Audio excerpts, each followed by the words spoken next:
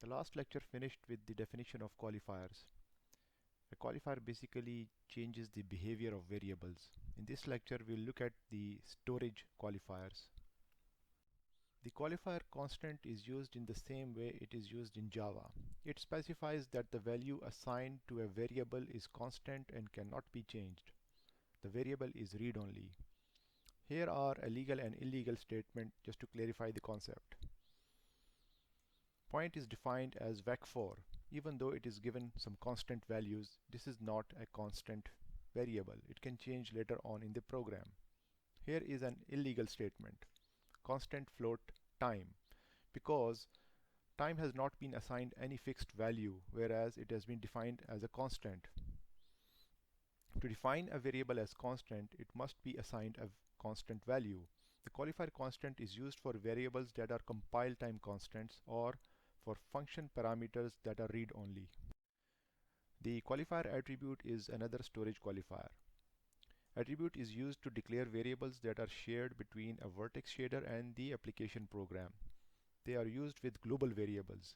They are typically vertex coordinates passed to the Vertex shader. So attribute variables are shared between the application program and the Vertex shader. Here is an example where vPosition contains the vertex coordinates and they are of type vector4 and they have the qualifier attribute with them. Vertex attributes are used to specify per vertex data. They typically provide data such as object position in space, that is the XYZ coordinates, or the normal direction, or the texture coordinates of a vertex. Variables declared using the attribute qualifier are not changeable in the vertex shader. They are read-only inside the vertex shader. They're also defined with the attribute qualifier inside the vertex shader.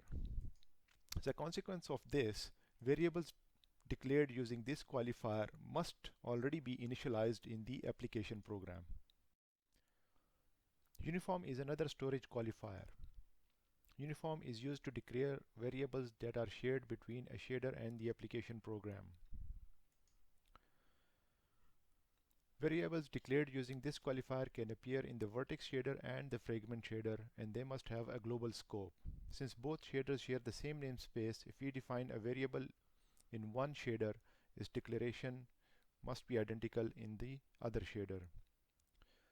Uniform variables must have a global scope in the GLSL program. Uniforms are implicitly constant within the shader. Attempting to change them with shader code will result in a compilation error. Uniform variables are used to describe global properties that affect the scene to be rendered, such as the projection matrix, light source position, etc. They can be used to describe properties such as color, material of the object. Here are two examples. Uniform mat4 projection, which defines projection as a 4x4 matrix. Uniform float temperature, which defines temperature as a uniform float variable. Similar to the attribute qualifier, variables declared as uniform are not changeable within the vertex shader or the fragment shader.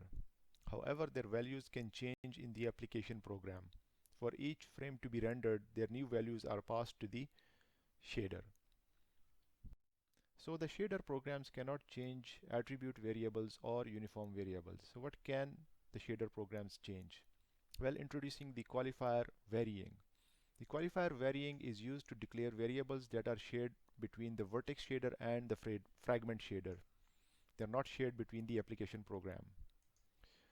And these type of variables are in fact calculated inside the vertex shader and stored as varying variables, and they are passed down to the fragment shader. Again, because of the sharing of the namespace of the two shaders, varying variables must be declared identically in both shaders.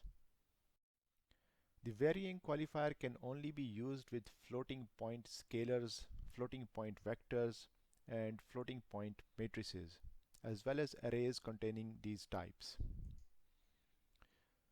As an example, the vertex shader can compute the color of the incoming vertex and then pass the value to the fragment shader for interpolation. In both shaders, we will define varying vector 4 color.